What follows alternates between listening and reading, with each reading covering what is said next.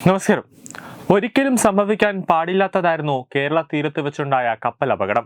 അതും ഒരു മാസമേ ആയിട്ടുള്ളൂ വിഴിഞ്ഞം തുറമുഖത്തിന്റെ ഉദ്ഘാടനം കഴിഞ്ഞിട്ടും. കേരളത്തിന്റെ കടൽ വ്യവസായത്തെ തന്നെ പ്രതികൂലമായി ബാധിച്ചേക്കാവുന്ന ഒന്നായി കാണേണ്ടതുണ്ട്. കാരണം വിഴിഞ്ഞം തുറമുഖം മിഴി തുറന്നിട്ടേ ഉള്ളൂ. അതിന്റെ പൂർണ്ണ തോതിലുള്ള പ്രവർത്തനം ആരംഭിക്കുന്നത് വരും വർഷങ്ങളിലാണ്. അതിനിടയിൽ എണ്ണം പറഞ്ഞ കപ്പലുകളും കണ്ടെയ്നറുകളും വിഴിഞ്ഞം തുറമുഖത്തെത്തി വിനിമയം നടത്തി കഴിഞ്ഞു. തുടക്കം തന്നെ വലിയ പ്രതീക്ഷയും വിശ്വാസവും ആർജിച്ച് മുന്നേറുമ്പോഴാണ് കേരളത്തിന്റെ കടലിൽ സംഭവിക്കാൻ പാടില്ലാത്ത ഒരു വലിയ ദുരന്തം ഉണ്ടായിരിക്കുന്നത്.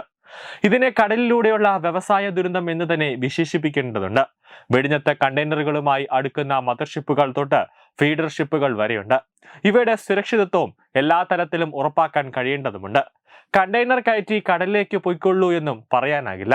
കപ്പലിൽ കയറ്റുന്ന കണ്ടെയ്നറുകളുടെ എണ്ണം, അതിന്റെ ഭാരം, കപ്പലിന്റെ ആകെ ഭാരം, പ്രക്ഷുബ്ധമാകുന്ന കടലിനെ അതിജീവിക്കാനുള്ള സാധ്യത, ഇതെല്ലാം കണക്കാക്കിയാണ് തുറമുഖങ്ങളിൽ നിന്നും കപ്പലുകളെ കടലിലേക്ക് വിടുന്നത്. കടൽ എന്നത് നിരവധി ദുരൂഹതകളും അതിലേറെ അപകടങ്ങളും ഒളിപ്പിച്ചു വച്ചിരിക്കുന്ന ഇടമാണ്. സുനാമി തൊട്ട് കള്ളക്കടൽ പ്രതിഭാസം വരെ അതിലുണ്ട്. ഒരു നോട്ടപ്പിശകോ കണക്കുകൂട്ടലുകളിലെ ഒരു പിഴവോ ഉണ്ടായാൽ കപ്പൽ മുങ്ങിയേക്കാം. അപ്പോൾ തുറമുഖത്ത് നിന്നും തിരിക്കാൻ നിൽക്കുന്ന കപ്പലുകളുടെ പൂർണ്ണ സുരക്ഷിതത്വം തുറമുഖ അധികൃതരുടെ അധീനതയിലാണ്. കൊച്ചി കടലിൽ മുങ്ങിപ്പോയ MSC എൽസ 3 എന്ന കപ്പൽ മുങ്ങാനുണ്ടായ കാരണം എന്തായിരിക്കുമെന്നതാണ് വലിയ പ്രശ്നമായി നിൽക്കുന്നത്. ഇതാണ് ചോദ്യമായി മാറിയിരിക്കുന്നത്. കപ്പലിന്റെ എഞ്ചിനോ ഡോക്കിനോ ഒന്നും തകരാറുണ്ടായിട്ടില്ല. കടൽ പ്രക്ഷുബ്ധമായിരുന്നു എന്നത് വസ്തുതയാണ്. എന്നാൽ ഒരു വശത്തേക്ക് കപ്പൽ ചരിയാനുണ്ടായ കാരണം അതിന്റെ ബാലൻസിങ്ങിന്റെ പ്രശ്നമാണ്. സ്വാഭാവികമായും കടൽ തിരയിൽപ്പെടുന്ന കപ്പലുകൾ അങ്ങോട്ടും ഇങ്ങോട്ടും ചരിഞ്ഞാണ് സഞ്ചരിക്കുക. ഒരു വർഷത്തേക്ക് മാത്രം ചരിഞ്ഞു പോകുന്നത് അത് കപ്പലിലെ ഭാരത്തിനെ ആശ്രയിച്ചായിരിക്കും. MSC എൽസ 3ക്കും സംഭവിച്ചത് ഭാരവ്യത്യാസം കൊണ്ടാണെന്ന് മനസ്സിലാക്കാം. മറൈൻ എഞ്ചിനീയർമാരുടെ വിലയിരുത്തൽ ഇതാണ്. കപ്പൽ 28 ഡിഗ്രി ചരിഞ്ഞപ്പോൾ 8 അതോടൊപ്പം തന്നെ 10 കണ്ടെയ്നറുകൾ കടലിലേക്ക് വീണിട്ടുണ്ട്. അതായത് ആ ഭാഗത്ത് ഭാരം കൂടുതലായിരുന്നു എന്നതാണ് മനസ്സിലാക്കേണ്ടത്. തിരയിൽപ്പെട്ട് ചരിയുമ്പോൾ കപ്പലിന്റെ മുകൾ തട്ടിലെ ഭാരം എല്ലാ ഭാഗത്തും ഒരുപോലെയാണെങ്കിൽ കപ്പൽ വീണ്ടും നേരെയാകും. എന്നാൽ MSC എൽസ 3യുടെ ചരിഞ്ഞ ഭാഗത്തെ ഭാരം മറ്റു ഭാഗങ്ങളിൽ നിന്നും കൂടുതലായിരുന്നു എന്ന് വേണം മനസ്സിലാക്കാൻ. അതായത് കണ്ടെയ്നറുകൾ അടുക്കിയിരിക്കുന്നത് അശാസ്ത്രീയമായിട്ടാണ് എന്നർത്ഥം.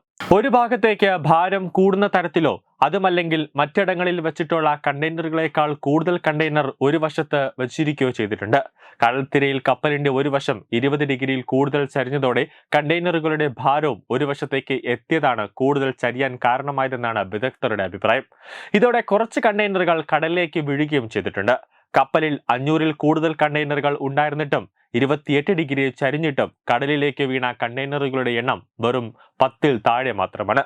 ഇത്രയും കണ്ടെയ്നറുകളുടെ ഭാരമായിരിക്കാം ഒരുപക്ഷെ കപ്പലിനെ മുക്കാൻ കാരണമായത്. ആ കണ്ടെയ്നറുകൾ അടുക്കിയതിലുണ്ടായ പിശകാണ് പ്രധാന പ്രശ്നം. അല്ലായിരുന്നെങ്കിൽ കപ്പൽ ചരിയുമ്പോൾ തന്നെ കണ്ടെയ്നറുകളെല്ലാം കടലിൽ വീഴേണ്ടതായിരുന്നു. പക്ഷേ സംഭവിച്ചതോ കപ്പൽ മുങ്ങുമ്പോൾ മാത്രമായിരുന്നു. മറ്റു കണ്ടെയ്നറുകളും കൂടെ മുങ്ങുന്ന നിലയിലായിരുന്നു. അതുവരെ കപ്പലിൽ നിന്നും കൂടുതൽ കണ്ടെയ്നറുകൾ കടലിൽ വീണിരുന്നില്ല.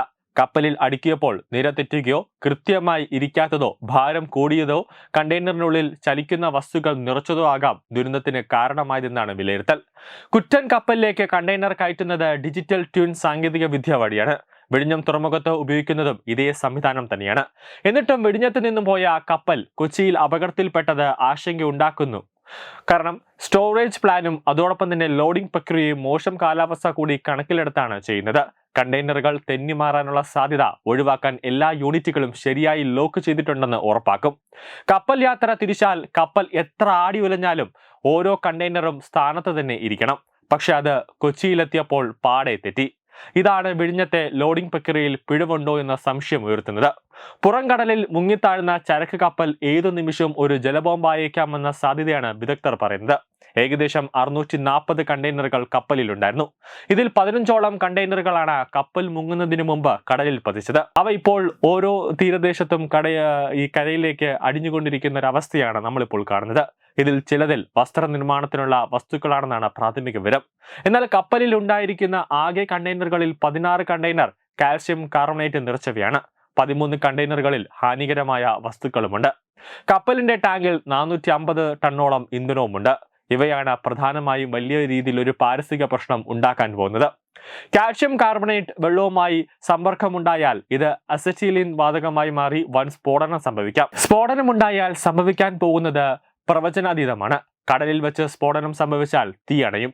കണ്ടെയ്നറുകൾ കരയ്ക്കടിയുന്ന ഘട്ടത്തിലാണ് വെള്ളവുമായി കലർന്ന് രാസപ്രവർത്തനം നടക്കുന്നതെങ്കിൽ സ്ഥിതി നിയന്ത്രണാതീതമാകും. നിശ്ചിത അകലം പാലിച്ച് കണ്ടെയ്നറുകളെ വിഴിഞ്ഞം കൊച്ചി പോർട്ടിലേക്ക് വലിച്ചു കയറ്റുകയാണ് പോംവഴി. അതിന് കണ്ടെയ്നറുകൾ സംബന്ധിച്ച് പൂർണ്ണമായ വിവരങ്ങൾ ലഭ്യമാകണം. വിദേശത്ത് നിന്ന് ചരക്കുകൾ അയക്കുമ്പോൾ കണ്ടെയ്നറുകളെ കുറിച്ചുള്ള വിവരങ്ങൾ നൽകാത്തതാണ് പ്രതിസന്ധിയാകുന്നത്. കൂടാതെ കപ്പലിൽ ഉണ്ടായിരുന്ന കാൽഷ്യം കാർബണേറ്റ് ആണ്. അതീവ സുരക്ഷയിൽ പ്രത്യേക സജ്ജീകരണങ്ങളോടെയാണ് രാസപ്രവർത്തനം നടത്തി അസറ്റിലൈൻ വാതകം ഉണ്ടാകുന്നത്. ഇത് സിലിണ്ടറുകളിൽ നിറച്ച് വ്യവസായ ആവശ്യങ്ങൾക്ക് ഉപയോഗിക്കുന്നുണ്ട്.